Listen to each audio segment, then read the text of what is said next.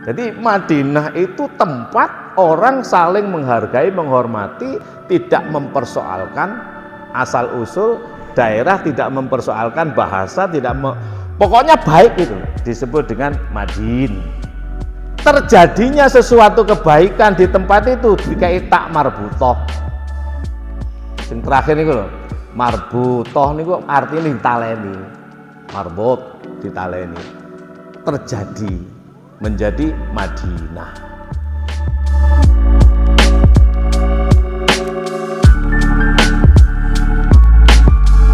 Assalamualaikum warahmatullahi wabarakatuh. Alhamdulillah alladzi arsala rasulahu bil huda wa dinil haqq liyudhhirahu 'ala dini kullihi wa kafa billahi syahida. Asyhadu an la ilaha illallah wa asyhadu anna Muhammadar Rasulullah. Allahumma shalli ala Muhammad wa ali Muhammad la nabiyya ba'dah. Amma ba'du. Bapak-bapak, ibu-ibu, para jamaah Masjid Al-Amin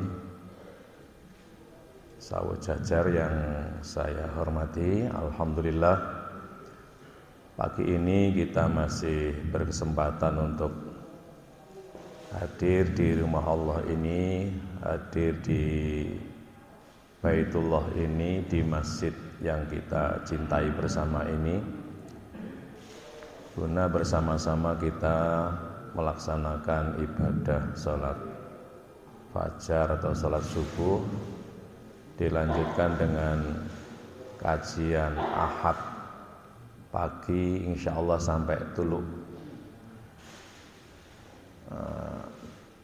Kali ini kebetulan kan tahun baru ya, jadi Pak Ali minta supaya menyambut tahun baru.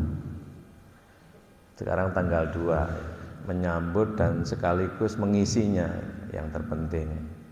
Masuk tahun baru 1444. Saya tidak akan mengkaji angka yang berjejer 4 itu kan apa ya. Saya ingin menangkap makna hijrah itu sendiri. Tahun baru atau penetapan tahun hijrah itu ditetapkan oleh Khalifah kedua ya, Umar bin Khattab, dan beliau inilah yang paling menginisiasi akan pentingnya penanggalan, pentingnya tertib administrasi. Dulu ya, ini cerita sebentar ya, flashback sebentar. Abu Musa al-Asy'ari, salah satu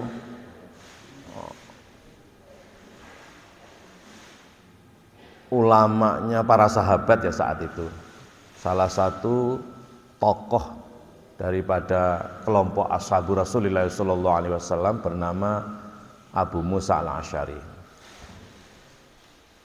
Itu pernah kirim surat kepada Sayyidina Umar, Khalifah kedua. Nah, yang berisi berbagai hal, masukan-masukan tentang penataan politik dan juga agama. Politik dalam artian bukan politik praktis seperti yang kita pahami saat ini ya. Politik saat itu politik untuk menata keagamaan. Jadi diartikan dengan politik untuk menata negara dalam rangka keagamaan. Jadi negara itu mengatur agama itu loh. Tidak seperti sekarang ya, bukan. Jadi zaman dulu itu memang murni semua untuk agama. Nah, saat Umar bin Khattab itu memerlukan isi dialog yang ditulis oleh Abu Musa al-Asy'ari ini, itu kesulitan. Dulu saya pernah mendapatkan surat, gampangannya begitu loh. pernah mendapatkan berbagai persoalan yang kemudian saya diskusikan dengan Abu Musa al-Asy'ari ini. Hanya saya lupa tanggalnya itu. Saya lupa kapan itu. Lalu Umar mengutus utusannya untuk mendatangi. Abu Musa sendiri juga lupa gitu loh. Nah, akhirnya dari sinilah Abu Musa al-Asy'ari menitipkan surat kepada utusan Umar ini agar ditetapkan penanggalan khusus. Agar supaya apa? Maksudnya supaya bisa dicatat surat tanggal berapa, kapan mengirimkannya. Nah, saat itulah kemudian dikumpulkan dari berbagai ulama, ya, tokoh-tokoh Utsman, Ali dan para sahabat-sahabat besar Rasulullah untuk diadakan diskusi penetapan tahun khusus untuk umat Islam. Akhirnya diputuskan penetapan tahun itu dimulai dari hijrahnya atau terhitungnya hijrah Nabi Muhammad Shallallahu Alaihi Wasallam ini. Maka disebut dengan tahun baru, tahun hijrah. Jadi tahun 1 hijrah itu dihitungnya sejak Kanjeng Nabi hijrah. Berarti pada tahun ke-12 kenabian.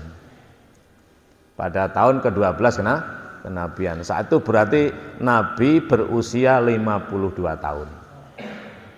Nah, ini tentu namanya tarikh, namanya sejarah ini terjadi perdebatan. Ada yang mengatakan 10 tahun, ya, tahun kenabian, ada yang mengatakan 11 lebih sekian, ada yang mengatakan 12 lah. Yang paling masyhur itu pada tahun ke-12 kenabian. Berarti Nabi diangkat atau memproklamirkan dirinya sebagai utusan Allah pada usia 40 tahun. Pada usia 52 tahun Kanjeng Nabi hijrah dari Makkah ke Madinah. Dulu namanya bukan Madinah, Pak. Dulu namanya Yathrib. Apa? Ya sa roba Yathrib. Kenapa? Karena yang menempati pertama kali tempat itu bernama Yathrib bin Amliq bin Lauth bin Syam bin Nuh, itu panjang namanya ya. Ya intinya itu loh, Pak Yathrib. Jadi Pak Yathrib itulah yang membuka atau menempati tempat itu pertama. Dulu namanya nggak Madinah, Pak, ya Yathrib gitu aja. Nah, Madinah, ulanjun air putih non. Nah, Madinah itu sebutan. Madin itu sebutan, ya toh. Disebut itu karena bersifat, bersifat karena ada perbuatan, perbuatan karena ada yang melakukan, ya toh. Disebut Madinah oleh karena di situ bersifat menghormati. Jadi berasal dari dana yadinu madin. Ya, madin itu isim atau dzaraf, makan, tempat untuk saling menghargai, menghormati, tidak bertengkar. Namanya madin. Niki kita kaji sebentar Pak nggih. Kenapa namanya kok Madinah? Sebenarnya namanya Yathrib. Namanya Yathrib. Kenapa Yathrib? Oleh karena yang menempati pertama kali tempat itu bernama Pak Yathrib, ya Saroba, maka disebut dengan Yathrib. Nah, sama dengan di sini mungkin dulu ya. Kenapa disebut dengan sawo jajar mungkin? Karena dulu katanya ada sawo yang berjajar-jajar gitu ya. Apa begitu ya? Ya, dulu loh kira-kira. Ini saya mungkin tak minum dulu.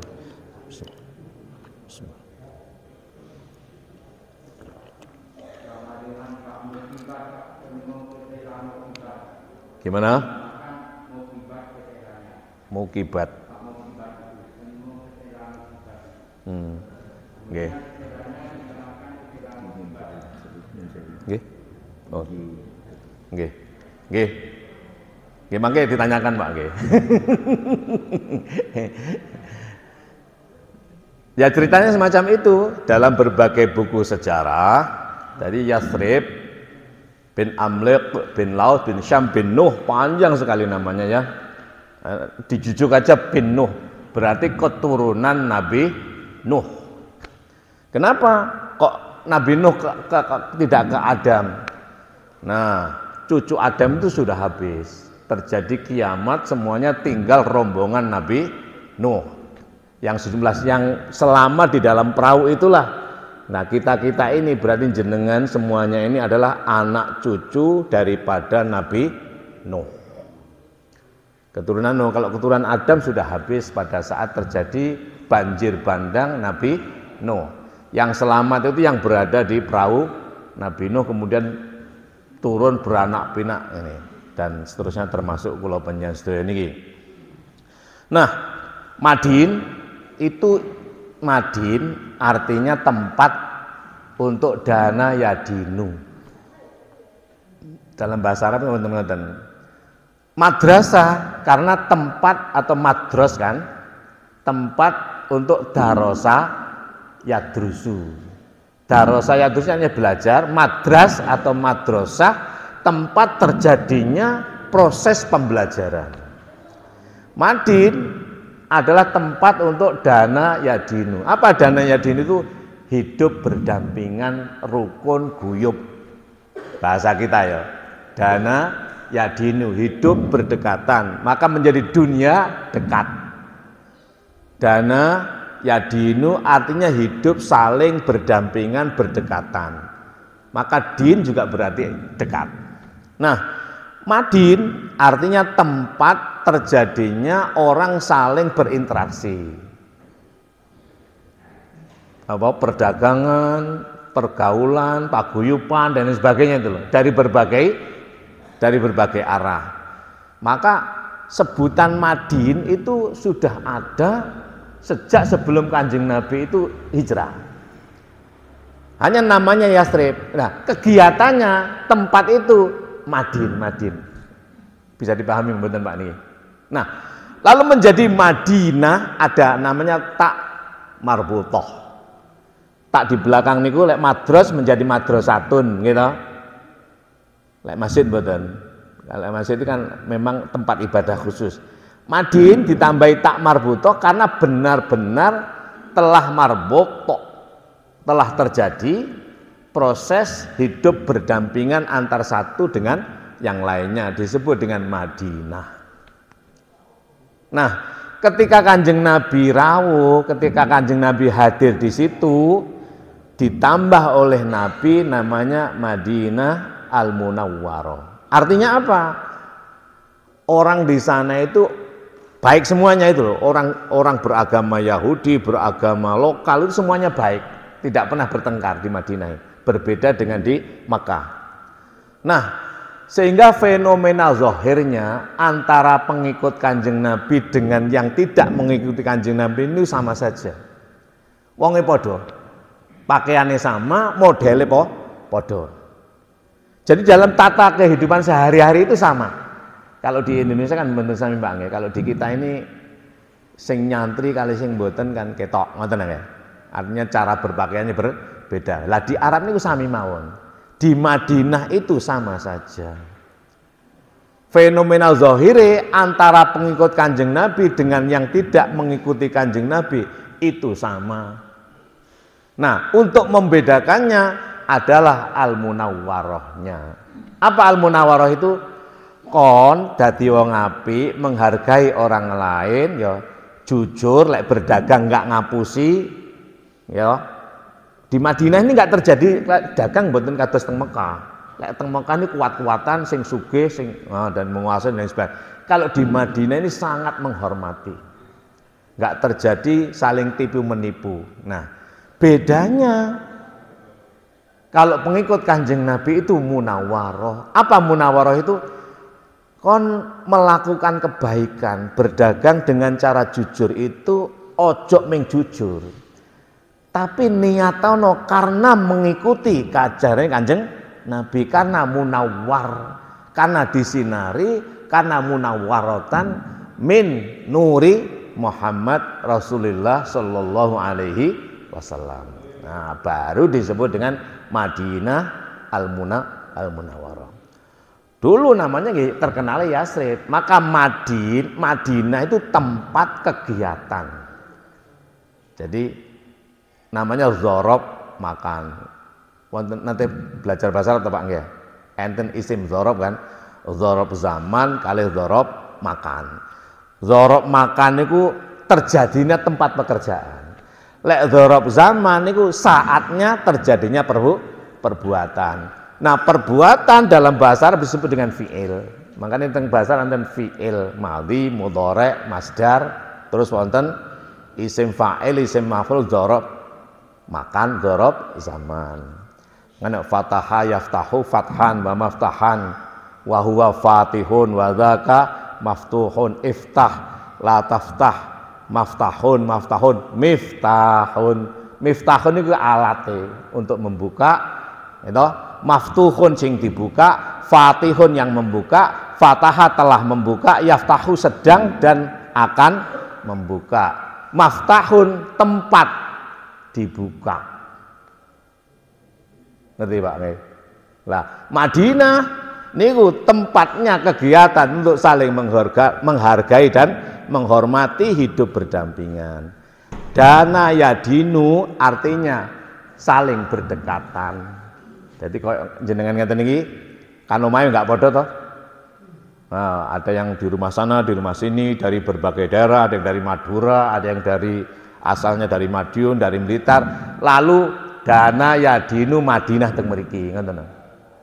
Lah niki tempat niki jenenge lek jenengan tidak bertengkar, tidak temah mempersoalkan kon teko ndi kon.